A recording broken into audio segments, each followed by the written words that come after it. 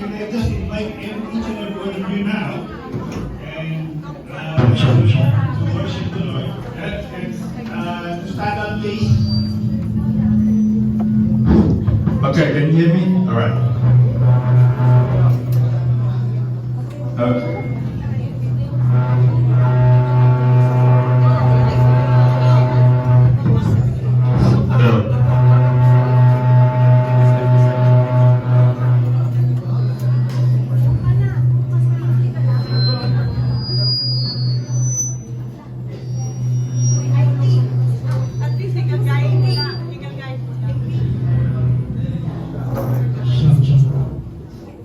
Okay, good.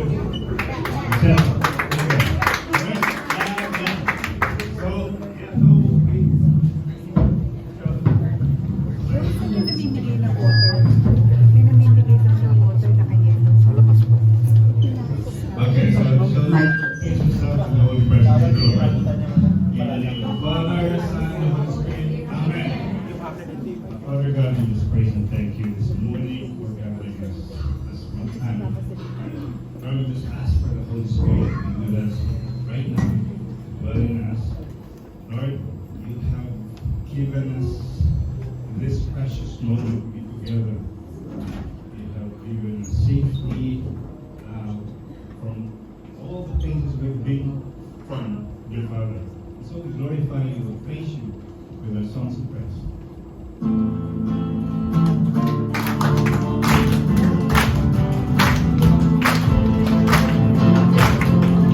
Let's praise the Lord.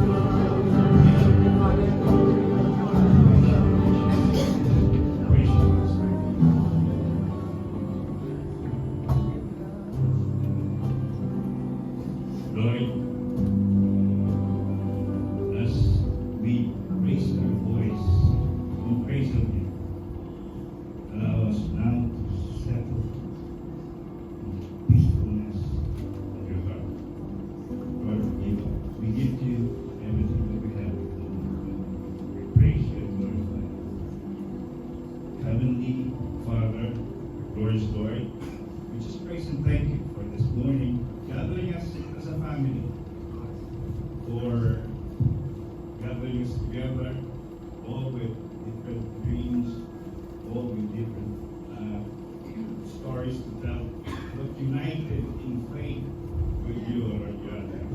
United in one faith, one hope, and one Lord Jesus Christ. Lord, we just praise and thank you for calling us by name. Sir, be with you today, Lord God. Just be with our brothers and sisters from all parts of the world. Thank you, Father, for giving us the safety to come over here, to be with our brothers and sisters, to celebrate this momentous moment, Lord God. Lord, praise and thank you for our leaders, for our organizers, Lord God, for everybody who's been responsible to have this first European conference into a reality. Lord, as we gather today, Lord God, as we begin our conference, Lord God, Lord, lead the way. Please be with us. Lord, touch us, touch each and every one of us, and allow us, Lord God, to be in control. Lord, allow us to pave the way to make new friends and new brothers, all these strangers we have, Lord God. But allow us, Lord God, to make the most of these 2 days of our conference, Lord God. May not only be an event, but may it be a momentous and divine moment to share each other our stories, to share and learn from one another, Lord God, especially our speakers. Lord, we ask you, Lord God, to touch all our speakers, touch all our volunteers, all our production staff, Lord God, and all the people responsible for the success of this conference, Lord God. And we most especially ask you, Lord God, to touch each and every one of us, to be attentive, Lord God, to have a listening heart, and may be able to learn a lot from this conference. For we know, Lord God, that you would want us to get a lot of things, especially, Lord God, you would want us to be united, Lord. All this we ask in the mighty name of our Jesus Christ, His Son, who lives and reigns with you with the Holy Spirit. Together with the intercession, powerful intercession of Mama Mary, and all the angels and saints in heaven, as we pray. Our Father, who art in heaven, hallowed be thy name. Thy kingdom come, thy will be done on earth as it is in heaven. Give us this day our daily bread, and forgive us our trespasses, as we forgive those who trespass against us. And lead us not into temptation, but deliver us from evil. Amen. Hail Mary, full of grace, the Lord is with you. Blessed art thou among women, blessed is the fruit of thy womb, Jesus. Holy Mary, Mother of God, pray for us sinners, now and at the hour of our death. Amen. Glory be to the Father, and to the Son, and to the Holy Spirit, as it was in the beginning, now and ever shall be, world without end. Amen.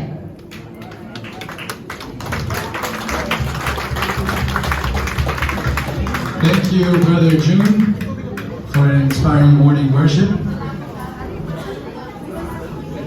Brothers and sisters, let us welcome our brother Jerry from Italy. Good job, Noah. Welcome, brothers and sisters. Okay, God is good. All the time. And all the time. God is good. Wow. This is it, brothers and sisters. We have been waiting for this to come. And now, here we are to our first CFL European Conference. You know, brothers and sisters, we are truly blessed. We have this conference during the Jubilee year. You know, mga kapatid, Jubilee year celebrated every Diba? We are truly blessed. So, again, you must not miss the Holy Ghost because this is a very important for the four major basilicas in Rome. Anyway, let me first introduce myself. I'm Brother Jerry Balid, head servant of CFL Rome. At the same time, I'm a member of the European Council of Elders, or ECE. So, now, I would like to welcome all participating delegates from different parts of Europe. Are you ready? Now, I would like to welcome CFL, United Kingdom. From Ireland, CFL Bulligar. CFL Dublin. CFL Netherlands. CFL Finland. And of course, from Italy, CFL Milan. And the host area, CFL Rome.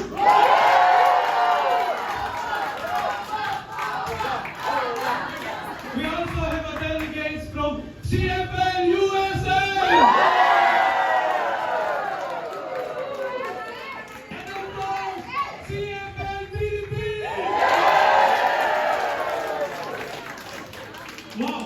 Also, I would like to acknowledge our guest from Germany.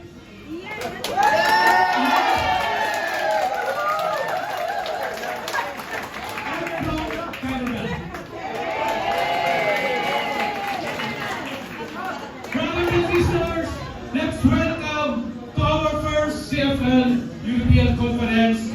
Now, I would like to call our continent coordinator for Europe, Brother Pancho Lopestan. Buongiorno, fratelli e sorelle.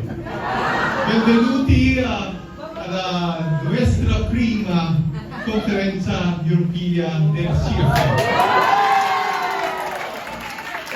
Spero che siate tutti entusiasti. Capite? You understand? Exactly. Good morning, brothers and sisters, and welcome to our very first CFL European Conference. I hope that you're excited. So, yun ang translation. Peter? Okay, so our community of CFL is truly blessed for the past years. And God has allowed us to grow and expand, not only in the Philippines, but also in USA, in the different parts of Europe. I remember the time in February 2019, me and Manny were able to join the team of Milan to start the very first basic faith formation. And after just a short 6 years, we are now in different parts of Europe. UK, Ireland, Netherlands, and Finland. And now we are here in Rome. And it's really truly a blessing that we're given the opportunity to celebrate our first European conference. You know, gathering here in Rome, which is very close to the heart of our Catholic Church, which is the Vatican, reminds us, brothers and sisters, who are called to mission and evangelization, to be proud Catholics, to live our faith faithfully and fully, to be Catholics for family life. Amen? Amen. And so this weekend, we will be able to listen to God's message for us, which is the theme for this year in Psalm 130, verse 1. Behold, how pleasant and good it is for brethren to dwell together. And so now we have the opportunity to come together from different parts of the world to be one community, united in God's love, be one family. And so, brothers and sisters, I would like to open officially this conference. And I would like to greet you all that we are very happy and excited to join you. Mabuhay ang CFL, mabuhay ang Diyos sa puso natin, and may God be praised forever. Amen.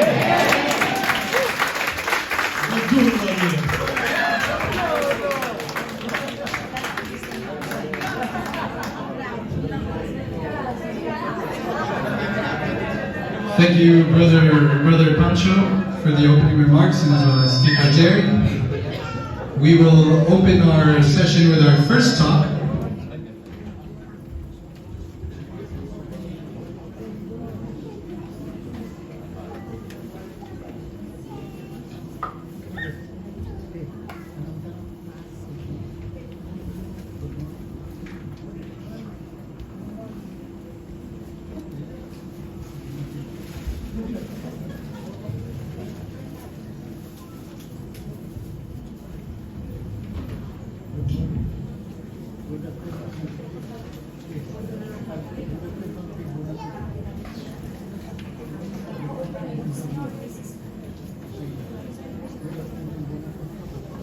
So before we begin with our first talk, I just would like to give you a quick introduction of the talk.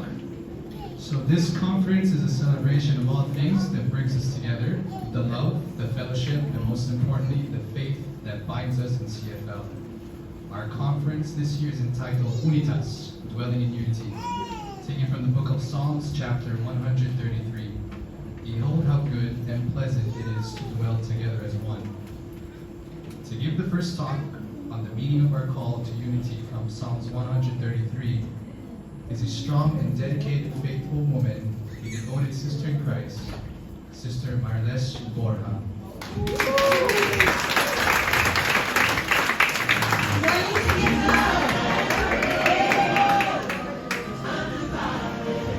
So, we are waiting for the slides to show, but in the meantime, how are you? Are you ready to listen? Are you ready to dance? Not pwede ah. Hindi lang. Sige. So, okay, here we go. Okay, my talk is Dwell in Unity, and I'd like you to meet my family. And if you can see so well on the right is Luis, my younger son. In the middle is Miguel, my little son. Of course, you know my beautiful mother-in-law, sitting beside me. And in the middle, sa kabila naman si Juan. Alam ko, kilala niyo si Juan. Yung youngest boy ni Ma. And his wife, Cookie. And Ma's youngest grandchild, si Elio. So, this is me. I'm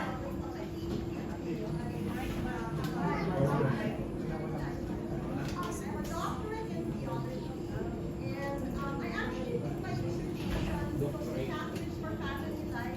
So I made my dissertation on family life. So I'm a professor in the Ateneo de Manila, and I teach vocation, marriage, and family. Pag hindi ko ginagawa yan, kasama ko yung mga theology, other people who teach theology as well.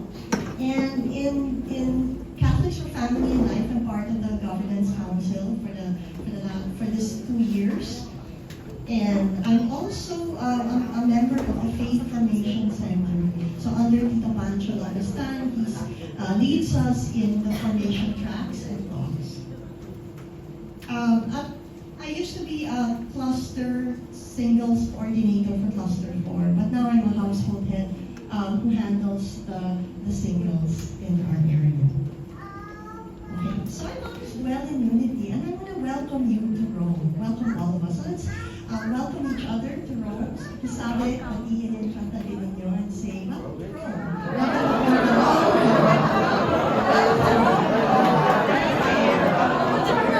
Even the Romans. Okay. Sige.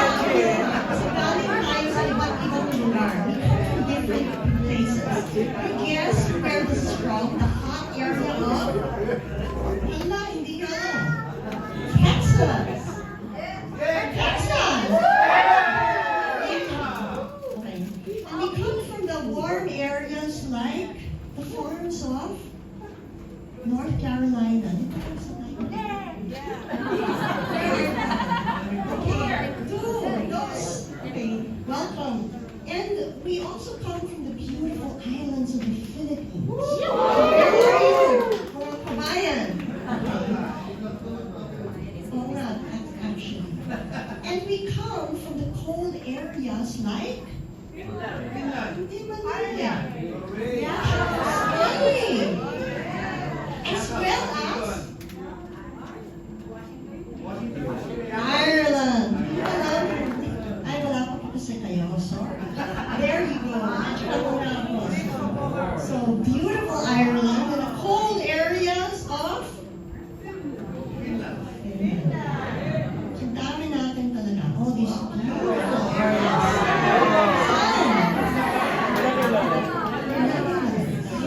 As well as our kingdom and so many other areas. And here we are today. How many of you is it the first time you come to Rome? Okay, welcome. Welcome to Rome. How many of you come here many times? And how many of you live here? But whether you're here for the first time, or whether you're here a second time like me, or many times over, there's something about Rome, diba? That we're not here by accident. Hindi accident, sabi ni Father kanina, diba? We're not here by accident. But this has been God intended, diba? God called us here. God called each one of us here for this weekend in 2025. At dalawang klase ng mga tao dito sa come to Rome. Can you guess? We have the tourists. And we have the pilgrims. And maybe you're both, right? But what's a tourist? Somebody who travels to get to take things in. Alam ko madami sa inyo nag-travel na kung saan-saan pa. Alam ko si Tito Alfie, galing lang nila yan, di ba? And all of you have come and just, soaked in Rome to see how beautiful this place is. And I remembered as we went through the churches, ang ganda talaga ng Rome. The churches, they were so beautiful. Every inch of this place, so beautiful. But how many of us are also pilgrims? In Tagalog, kalakbay, di ba? Naglalakbay tayo sabay-sabay in this beautiful place. And we travel not just to take things in, we travel to be changed. How many of you want to be changed this weekend? We want to be changed. We want the Lord to touch us in ways like never before. Amen? Amen. That's why we're here. And as I said, we didn't come only as tourists. Mamaya na yan, although sabihin ko na, pupunta na kami, thank you, Brother Jerry sa kay St. Carlo Acutis. And I wept, diba? And I'm so touched, diba, that we were able to visit this very strong saint for our youth. And our youth who need the prayers. So our youth have other distractions. Diba? But here we are, diba? As pilgrims, not just as tourists. And as pilgrims, we are on a journey, a sacred journey, a holy journey, a journey with God. So beautiful, diba? But yung journey na ito nagsimula, matagal na. Not just a few months ago when you booked your ticket, not just even a year ago when they planned this conference. But the pilgrim journey, matagal na. Way back. For some of you, you think you remember the first time you joined community, diba? How powerful the conversion story you had. Way back. When the Lord called you when you were baptized, and you were a baby, and you didn't know it, but God said, "You are mine, and I have a great plan for you."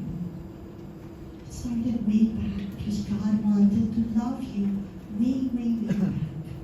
And here you are now, in the middle of His journey.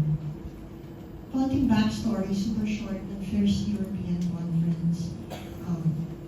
Sabi ng ECE, ito sila, sabi nila, mag-conference man tayo dito sa Europe, di ba? Excited sila. Isang tanong lang ni Ma asked only one question. Are you sure? Are you sure? Panindigamin yan. And they did. And Brother Jeremy was explaining because it's the Jubilee year. And this happens only 25 years, every 25 years. So let's take advantage. It's a jubilee year of hope. And don't we need to be reminded about hope? So it's a special occasion, it's a special time. And the add-on, yung bonus, is we have a new hope. And some of you will see him on Wednesday. A lot of you will see him on Wednesday. But again, this first European conference, hindi lang plano at gawa-gawa lang ng ECE. It's the plan of the Lord. That's why you and I, and you and all of us are here today. Amen? Amen. Right, aren't you so glad to be here today? So let's give the Lord a round of applause. So this is our first CFL European Conference, and the title is Unitas. Can we say Unitas? Unitas. Okay. And when I say Unitas, you say dwell in unity. Unitas. Dwell in unity. Unitas. Dwell in unity. Unitas. Dwell in unity. And I hope that you will choose to make this first European Conference a walk to remember. Kasi we're making history. We're making history today and tomorrow. 3 parts lang naman sa supposedly short talk na to. First is, I'm going to talk about the Jubilee year, kasi this is the Jubilee year, and that we're pilgrims of hope. Second, I'd like to mention a little bit about the road to Rome. And finally, syempre, yung pinaka-importante, God's vision, God's plan, unity, where we God are being. Amen? Amen? So let's talk about the first one. We are pilgrims in the Jubilee of Hope. Alam mo, si Pope Francis, when he was opening the doors in last December 24 in 2024, was already not so well, right? And he felt that the need of our church today is hope. Because there's so much hopelessness. You look at your own country, we look at the Philippines, and we're so sad. Ang daming hopelessness. And so this is the year called for us to have hope. Pero anong ibig sabihin ng hope? Saan galing to? The Jubilee was something of Israel way back. And they would celebrate it every 50 years. And they would have little jubilees, little repentance years every 7 years. But on the 49th year, they would build up to the 50th year. And it was really a sacred time to stop and pause and return to the Lord. Sometimes kasi, ang layo-layo na natin from the Lord, di ba? So it's time to come home. It's time to come home. So for them to start afresh, for Israel, lahat ng mga debts, kalimutan na. Can you imagine all your utang, biglang wala na? Parang forgives and forgets, diba? Wow! Really? At yung mga in prison, makalaya na sila. Wow! And even the land would rest. Diba? Hindi ka magtitil sa land na yan. Bakit? Because even the earth deserves to rest. Pause. And for us, and for them, it was a year of renewal. Pagbabalik doon, pagbabalik sa Diyos. Return to the Lord. A time of restoration and great joy. And for us, the church says, sige, gawin natin 50 years. At teka muna, every 25 years na lang. Kasi sobra tayong excited to make it every 25 years to celebrate the mercy of the Lord. Diba?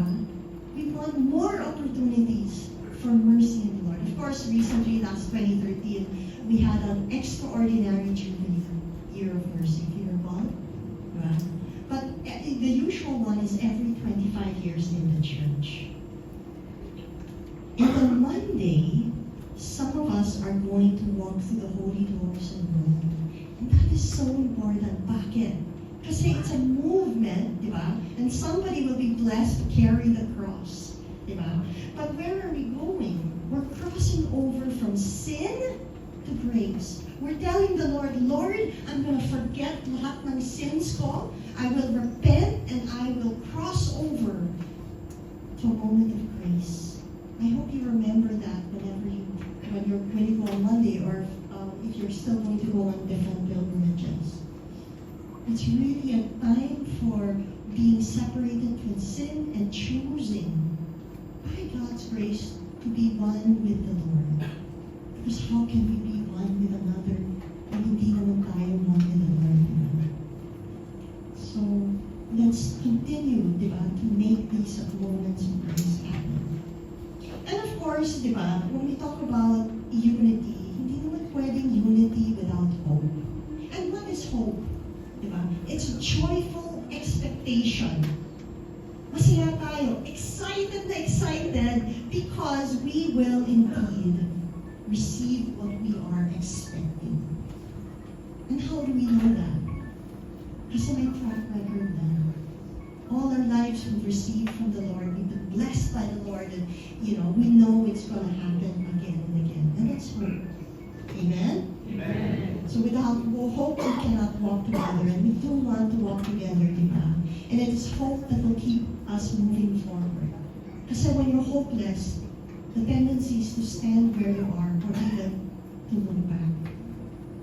But together with hope, we will walk together, and that is our desire. It is a hope that does not disappoint. So beautiful, taken from Romans 5:5. A hope that does not disappoint us. At bakit hindi? Kasi it comes from God's love who will pour out His Spirit in our hearts. And our hope is really Jesus. So when you think about the Jubilee year, it's really a way to connect us to Christ, that we may become closer to Him. Medyo may delay. Okay. So here, second. We're on the road to Rome.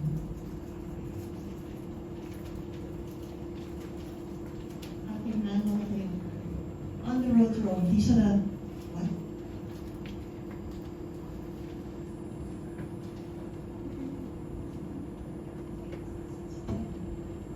So for the Israelites, the pilgrim road was always to Jerusalem. Diba? Sa kanila kasi, every year, at least once a year, they would go to Jerusalem. At syempre naman, parang Pinoy, di ba? Pag pupunta ka na maglalakbay, hindi mo isa, boring, corny. So, kasama lahat, buong pamilya. Parang kayo ngayon, buong pamilya, mga kaibigan lahat, at masaya, di ba? That was the road to Jerusalem that they would take, di ba? And no matter where they started, their path will lead them all to faith, which is Jerusalem, to the temple. At sa atin naman, in this Jubilee of Hope, we are also kalakbay. Every one of us here naglalakbay in terms of faith. And all of us were led here to Rome, the heart of our Catholic faith. And that is so beautiful. Kasi for Rome, pag sinabi nilang all roads lead to Rome, ginawa ng Roman Empire, what they did was they made sure na all of the roads would literally lead to Rome. So kahit saan ka galing, you will always end up in Rome. And that was important because, yun na, siya yung center. Kasi siya yung center ng Roman Empire, right? So all roads would literally lead to Rome. For us, as Catholics, all roads lead to Rome because our faith is here. And, whether you realize it or not, di ba, nagsimula dito with the patrons of our faith, Saints Peter and Paul. Peter with a key, kasi siya yung sumusay, authority given to him. And Paul, carrying a sword, di ba, the Word of God, di ba, and a scroll to preach. Diba? So it all begins here. So we are in this beautiful place, where everything started, our faith began. And in this Jubilee year, hindi lang siya, another stop in our journey, but it is a milestone, a sacred milestone and signpost. And as pilgrims in this Jubilee year, hope is our beautiful song. Okay, you look a little timid, so I will wake you up. We're going to do God's vision and unity And as we do this, before we talk, we will dance. Ready? Are you ready? Yes. Celebrate the joy that King David had in mind when he wrote Psalm 133. Amen? Amen. Okay, so dance moves muna. Dance moves. Wait. Dance moves. Hindi talaga. Okay. Alam ko, madami sa inyo, you've been with us for a while. Amen? So, you know Hinemato. Amen? Okay. Hindi ko na start. So, this one's not. Okay, so, Hinemato kumanahin, aking yakad. Try to sound it. Okay, wait, ano yan? Since you don't have much space, right, all you have to do is march forward, just one pilgrimage, right? Hinemato. Hinemato kumanahin. Happy pising to your left. Cling on to somebody in your left. Sige na, kaya niyan. Shebe aking yakad. Okay, we'll try it. Everyone stand up. Okay. 5, 6, 7, 8. Hinemato kumanahin.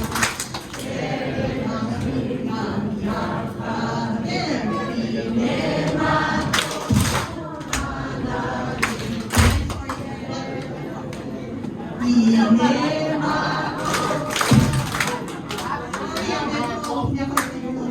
Again. Hinemato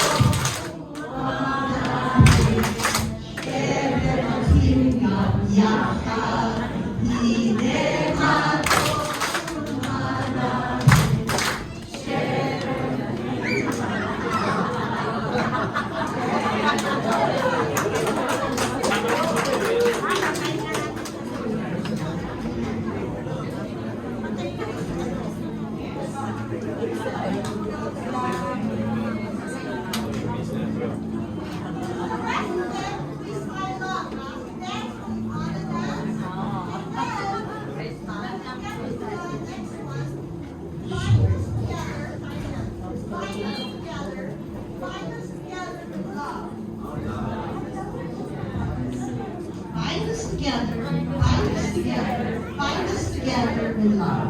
And then the other one is life forevermore. Life forevermore. Okay, bind us together. Let's practice this. Okay.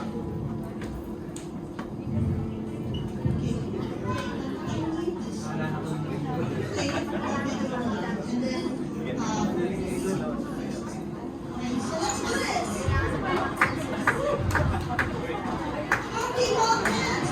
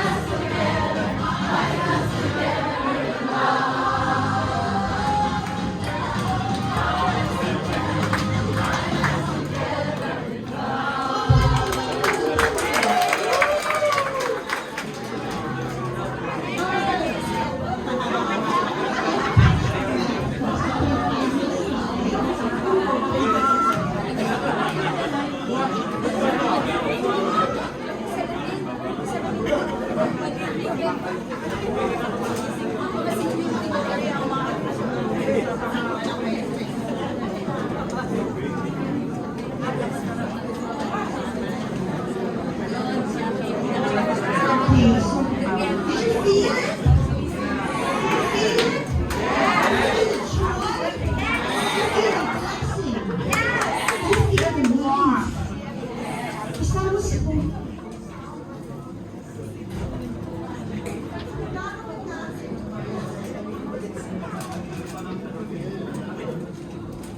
In real life,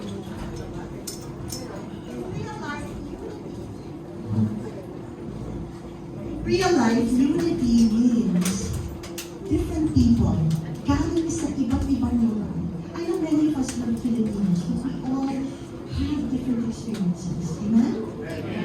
And yet we come together to be doing one movement together, to be doing, celebrating one joy, one spirit. And that's what Psalm 133 is about. Okay, basahin ko sa Ingles. We're not in there. How good and how pleasant it is when brethren dwell together as one. As beautiful as that.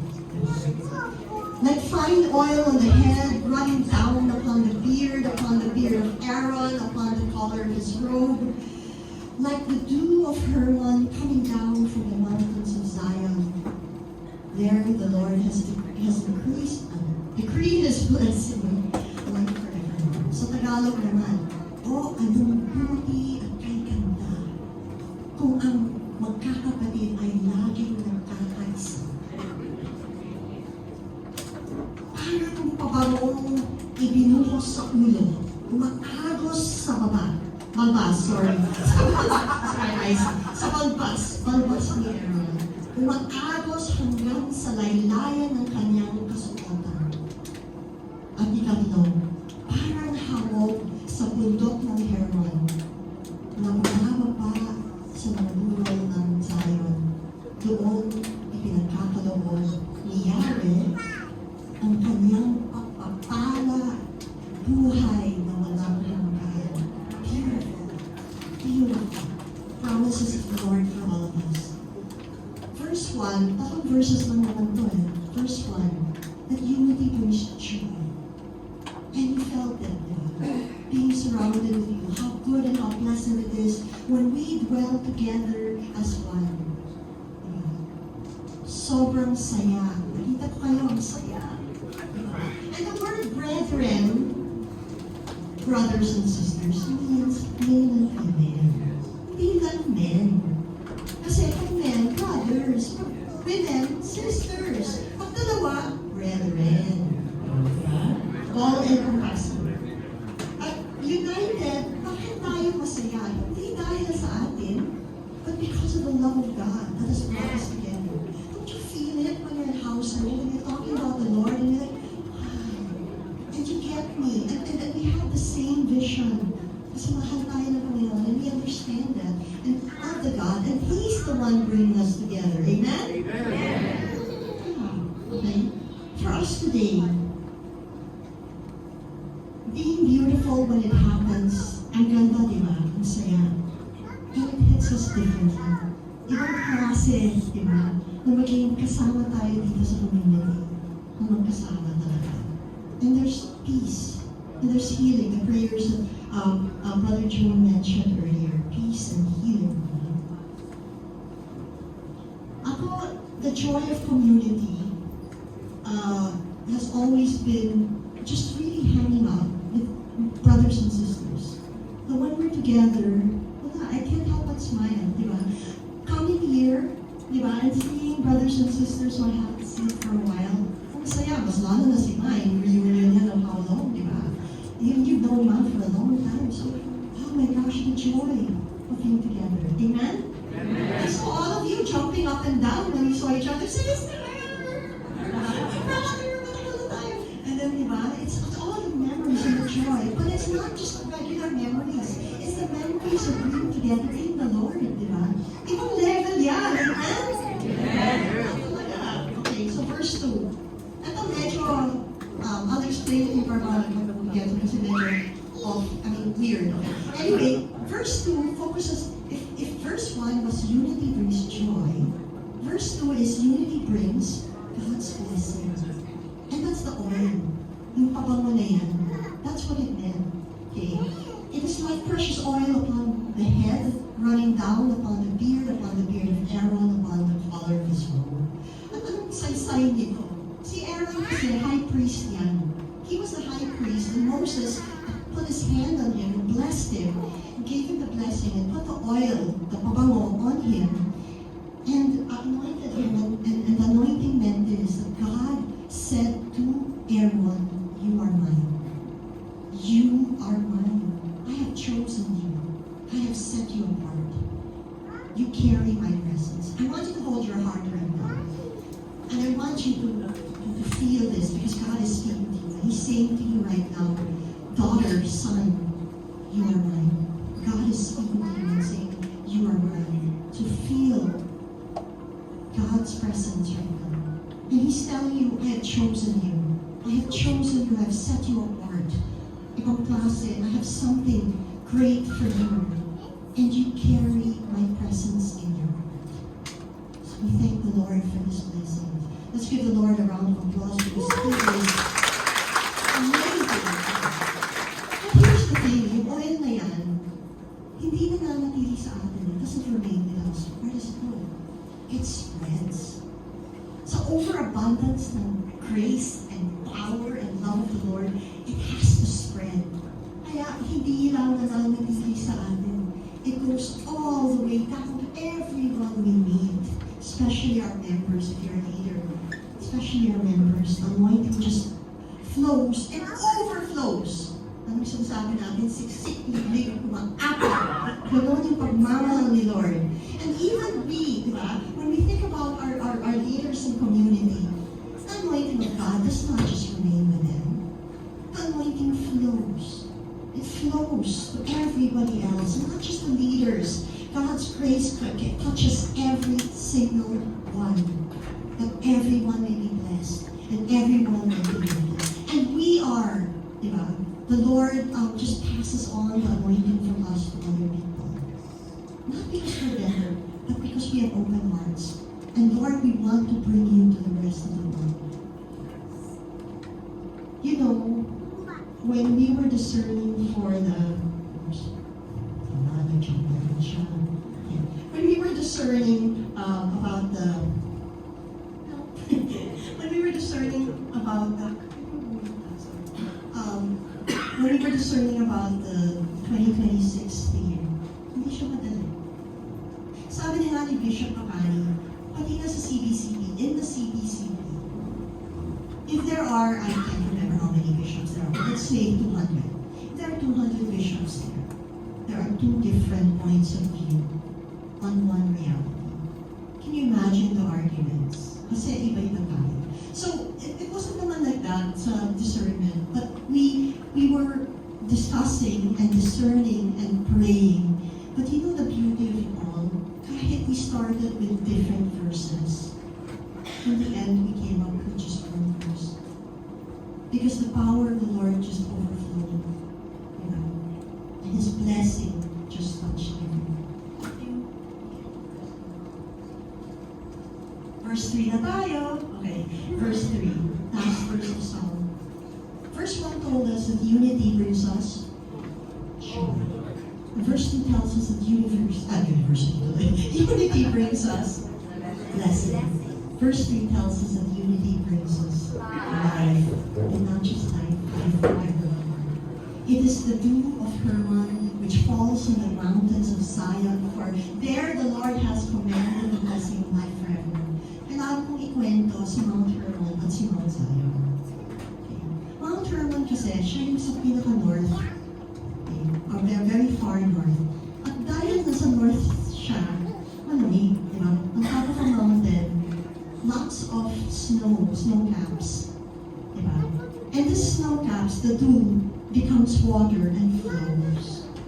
Yung Mount Zion naman, even though it's the mountain of God, mainit, dry. Sometimes arid, wala mag-grow. So, ang punto nito, what is unity like?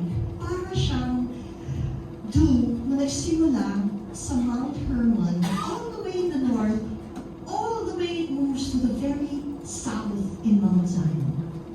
Pwede ba yan? Miracle, di ba? That's the way the Lord works. That's the way the Lord works. Starts off from the very end, you don't expect it, but the Lord will bring that life to you and to me. Life-giving water that flows from a lush, distant mountain, Mount Hermon, until up to the dry, parched place of Mount Zion. When we live in unity, God's grace follows us into the barren parts of our life and the parts of our heart. Alam ko, lahat tayo in the Lord. Pag lahat may pinagdadaanan, di ba? Ano kaya ang pinagdadaanan mo? What part of your heart is hurting and is dry and is tired? The Lord wants to bless and refresh and renew. And that's why we're here in this conference this weekend. Because the Lord wants to speak to you in big ways and to remind you, sometimes stuff you already know, but sometimes new things. But definitely, He wants to renew you. At yung buhay nito, hindi siya pansamantala. Hindi lang for this life. It's life forevermore. And what's the forevermore? Heaven. Eternal life. Diba? Our desire naman is to spend eternity with the one we love, and that's God. And He promises us, if we are united, that we will have life forevermore. We will get to heaven. But you know what? Hindi tayo pupunta sa heaven mag-isa. Corny naman. Especially yung mga Pinoy, palaging mag-asama nila. Diba? So we want to get to heaven together. That's wrong. Maybe the seasons, there may be seasons when your heart feels like Mount Zion. When we were tired, discouraged, or spiritually dry. As I said, if we remain united with Christ, He will renew us and provide us. When we choose to remain together in faith, God commands His blessing. And not just any blessing, His grace will be hindi na pansamantala for eternity. We are one united, and that is our theme, diba? Dwelling in unity means us being one in heart, one in mind, and one in mission, especially here in Europe. Diba? And hindi lang so we can get along. Kasi what binds us together is the love of Christ. In the last quarter, from April to July, it's a dry season for me. Hirap eh. Parang, it wasn't that I wasn't praying. I was. Just dry. I felt like I was going through the motions, and things were going so fast.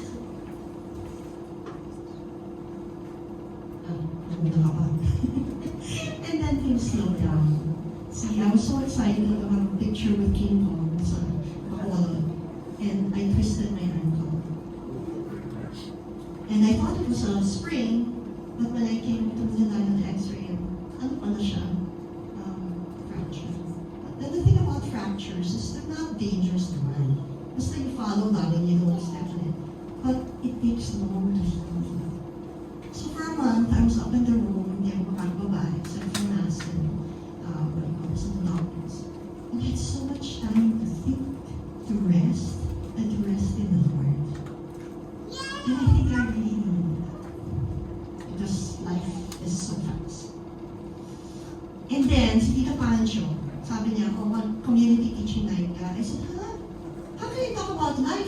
picture na nga eh, nakapuatas pa, ano pa?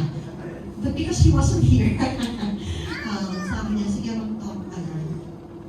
And I realized hindi ka kaya ng isa. So I said, Tita Marie, patulong. And Kuya Ted, patulong. Hindi naman ako pwedeng tumakbo pag may game, di ba? So Kuya Ted would run for me and took care of the game. And I realized, whatever we're going through, community makes it happen. Now we can't do it alone. Even if you want it. And I hope we never will.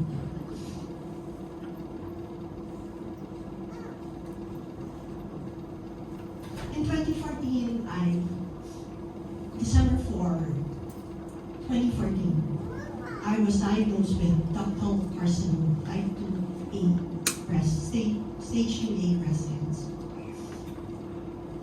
And I don't know, I remember going to my, I was crying to her and I said, my boys are 10 and 14. If I die, what's going to happen to them? And she said the Lord will take care of her. And the Lord did. And after that, I went through 8 rounds of chemotherapy in 2015. And when people would see me, they'd say, hindi ka naman, you don't look sick naman. Okay, I don't know what sick looks like, but I said, you know, it's grace. The peace in my heart overcame the fears of what could be, or what could not be.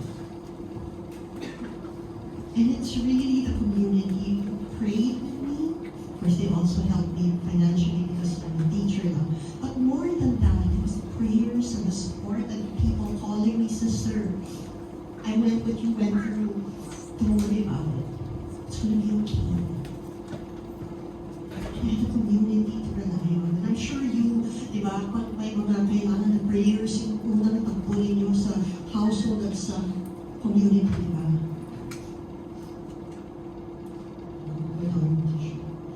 10 years later, the Lord gave me last August the best Christmas birthday gift ever. Okay. I am now standing before you on remission after 10 years. And I share this joy to you because your community, your family. And walang ibang klase pagkasama ang community. Diba? Through the prayers and the parties, salamat sa birthday cake na ginawa na food ni Tita Helene household, diba? Through the prayers and the parties, sobrang saya. Through the labor and the laughter, alam ko na kaya nasa isang ministry, working hard, diba?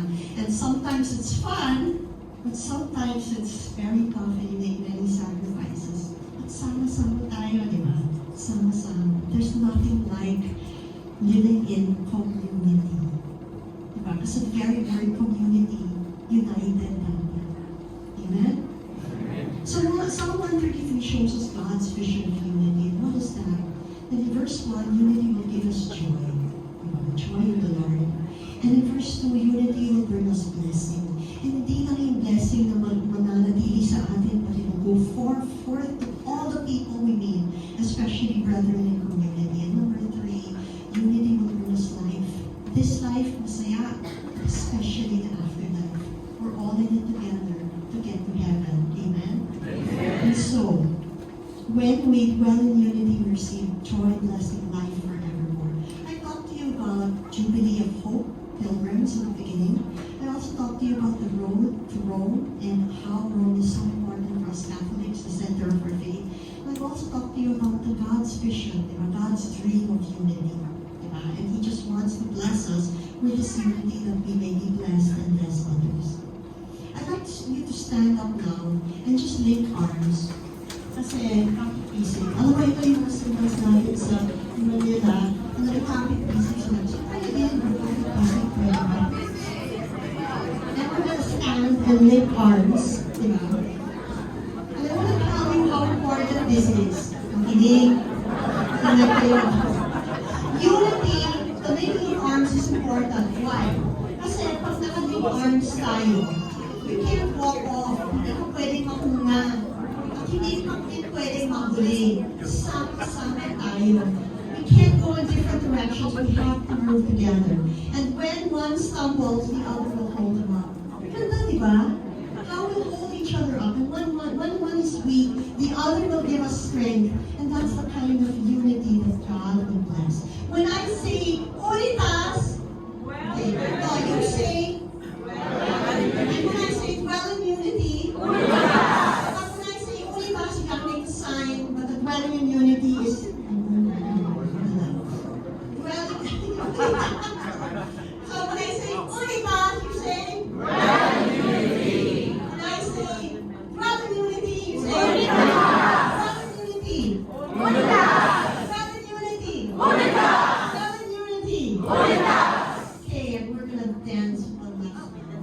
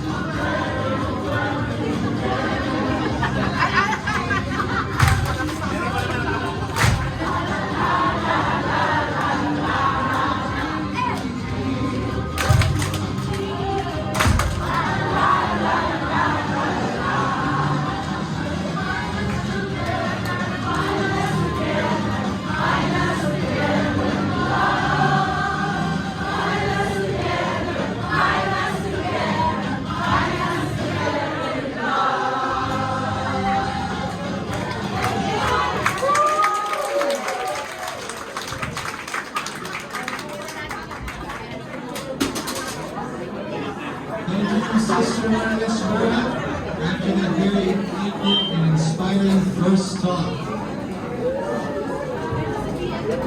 Brothers and sisters, if I can have your quick attention, we will be having our lunch very soon.